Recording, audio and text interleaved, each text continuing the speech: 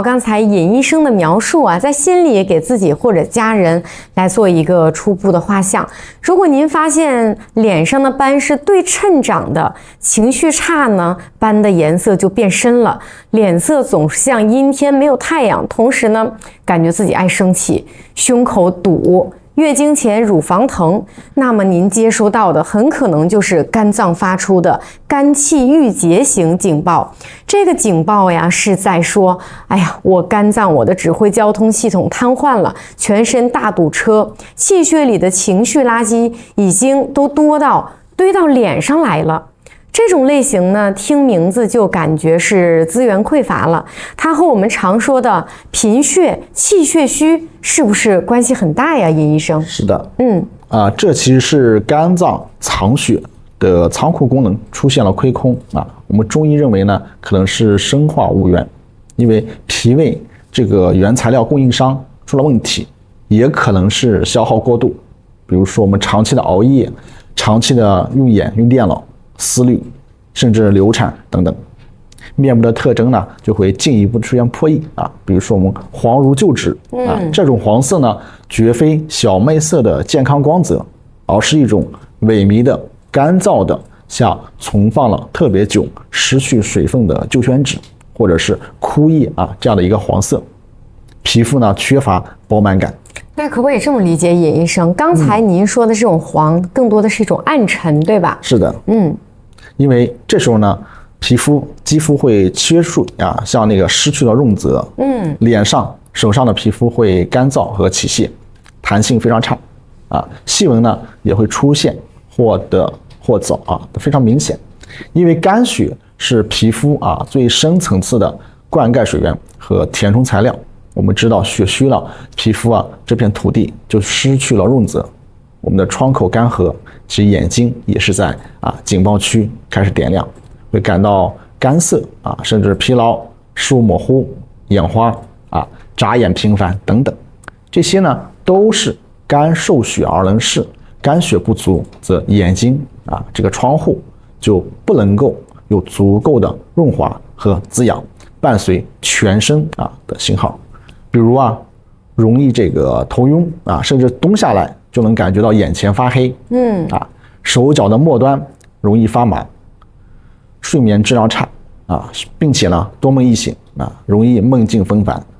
指甲呢也是薄脆啊，有条纹，没有健康的光泽。我们中医认为肝其华在爪，女性在月经量可能偏少，颜色偏淡，这样一个状态。尹医生，您刚才分析的太细致了哈，那我们请大家再对照一下，如果您的脸是一种干巴巴、没有水灵感的枯黄色，皮肤呢摸上去呢也很粗糙，眼睛总是干涩难受，再加上头晕、睡不好、指甲不好看，那么您接收到的就是肝血不足的这样的一种警报。这个警报呢，就像是在哭诉，我肝脏的血库要见底了，全身的灌溉系统都已经快停摆了，所以脸蛋这个花园和眼睛这扇窗户已经严重的缺氧了，对吧？是这样子的。好，那我们第三种呢，就是肝胆湿热型，油腻镜与火山脸。来，这种类型我们光听名字就感觉又湿又热，很不爽利，是不是那种特别爱出油、爱长痘的肤质，往往属于这一类呢？尹医生能不能给我们重点的来讲解一下这一块？这个常常是肝气郁结的一个升级版。我们中医认为气郁久了之后呢，会化火啊，再加上现代人饮食不节，比如说嗜好肥甘厚味，饮酒无度，损伤了脾胃，导致体内的湿气弥漫。湿和热这是两个坏分子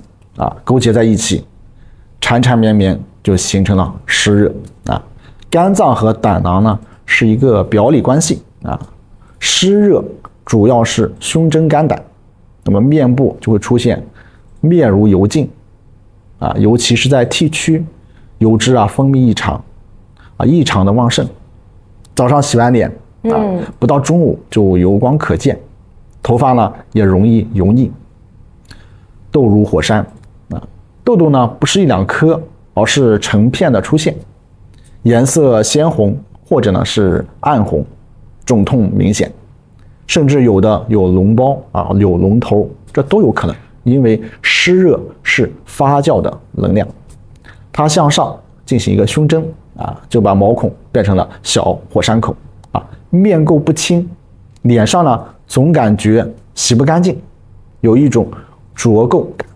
这也是肤色偏于暗红或是乌黄，伴随以及其他的全身信号也会出现，比如说口干啊、口苦，尤其是清晨醒来之后呢，感觉更加明显，口气重，大便黏腻不爽，甚至呢排完之后解不干净。